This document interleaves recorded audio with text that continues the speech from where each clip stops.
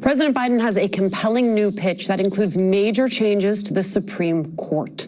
Sources tell NBC News his proposed reforms, which would need congressional approval, include establishing term limits for justices and an updated code of ethics that would be binding and enforceable. MSNBC Justice and Legal Affairs analyst Anthony Coley joins us now. He's the former director of the Office of Public Affairs and senior advisor to Attorney General Merrick Garland. Okay.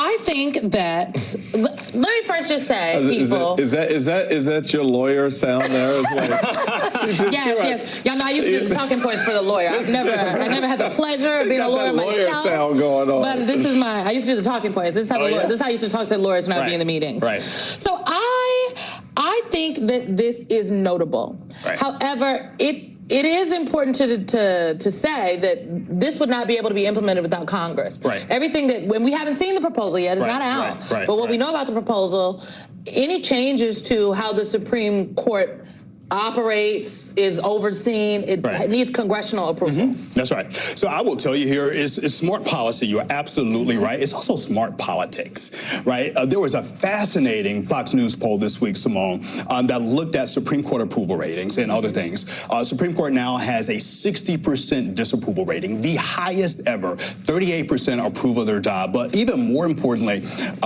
this poll found broad, widespread approval for both term limits and mandatory retirement age. And this tells me, Michael, it tells me, Alicia, it tells me that people are paying attention to this court in ways that I don't think Donald Trump and the Republican campaign appreciated that people are paying attention to it. So my hope here is that whatever Joe Biden comes up with, that is not just policy points in a white paper that they stick on a shelf, that they make this a central plank of their campaign, right, where they are focused on a fight for our freedoms and our future. They're fighting against forces, all forces, Simone, that would take us back and not move us forward. You make that point, about where we are, where Americans see the court right now, and your general view is they don't like it. Right. The Biden campaign has laid out these proposals. They don't involve any fundamental change to the court in terms of its size. In other words, moving it from the current 9 to 13. I've talked to some folks in the MAGA space who says that's exactly what Trump wants to do, despite what they're saying. From 9 to 13. So that you have a 10-3 conservative court well into the rest of this century. So I think to your point, the reality Simone's about to leave. I gather my items so I can go because Alicia, this is crazy. But wait a minute, but it makes sense. It makes logical sense, despite what you think you're hearing from the right about the left wants to expand the court and all these other things. That's part of their playbook. I mean, how do you lock in the court for the rest to the end of this century? I mean, when you now put 4 new 40-year-olds on the court. I mean, so your point about what the American people are maybe appreciating more than the Trump team may think they are, those aspects of what this court will look like after this election starts to matter. That's right. And there's an important history lesson here. And I want to make sure that people, your viewers, understand, Michael, that this did not happen overnight. This conversation that you just mentioned, this supermajority that we now have. If you trace history back to the Reagan administration and you look at Attorney General Edwin Meese, he put together a blueprint about how conservatives could use the courts to enact a conservative policy agenda through the court system. And so that was 1985, I believe it was, when Reese was Reagan's second Attorney General. And so we are now at a point where with this conservative supermajority, Michael, we have people on this court who don't belong on this court.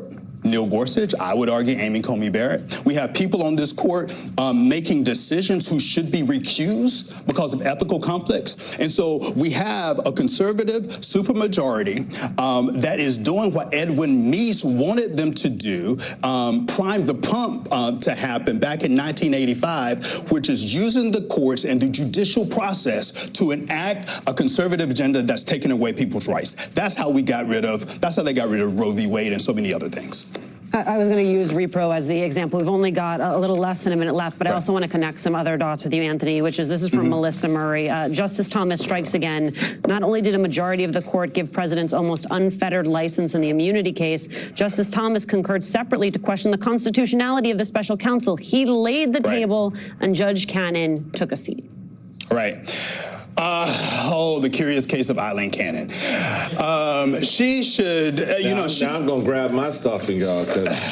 Yeah. I mean, you want to talk about someone who has ignored precedent, right? I mean, there were 8 different judges, Alicia, appointed by Republicans and Democrats who have already ruled on this issue about the appointment of a special counsel. So she is ignoring precedent. This is what I'm talking about. And it's the same type of thing that the Supreme Court is doing. They are ignoring settled law. They are ignoring precedents to bring about the objective that they want. In this case, the courts clearly want Donald Trump to be president again and appoint justices perhaps to the Supreme Court in the vein of Eileen Cannon. And that, I think, should frighten all of us who love our democracy and are pro-Constitution.